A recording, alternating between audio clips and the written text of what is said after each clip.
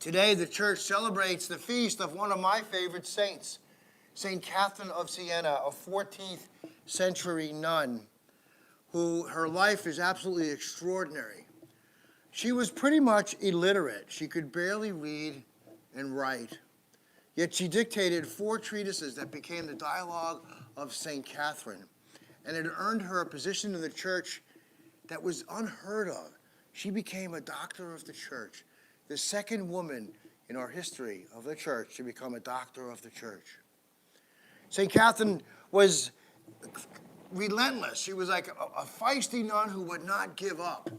In fact, she might be the only woman in the world who could tell the Pope where to go, because the Pope was living in Avignon, France for 750 years.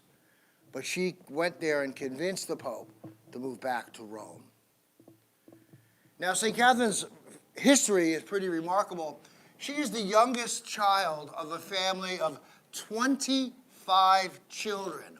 I'm going to say it again, 25 children.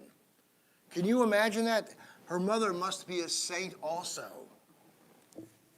But Catherine, you'd think, being the youngest and the most spoiled and the most coddled over of those children, would be drawn to the married life, would be drawn to raising her own family. Well, she chose a different route. She became a professed Dominican nun, and she did develop a family.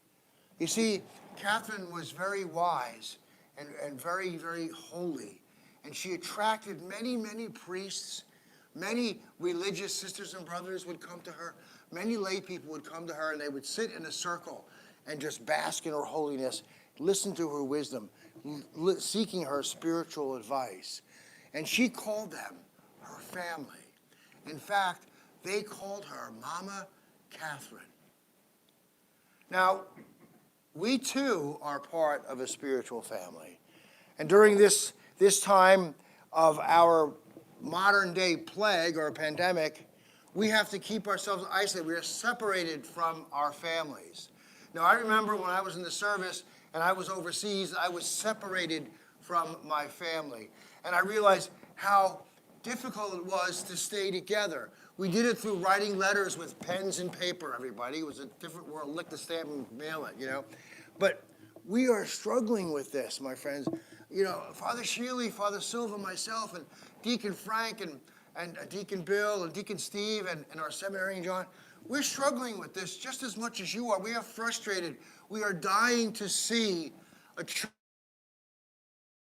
trying to consecrate the Eucharist, the bread of life that Jesus talks about so much in John chapter 6, and feed it and give it to the people of God to see your faces, to be part of our family.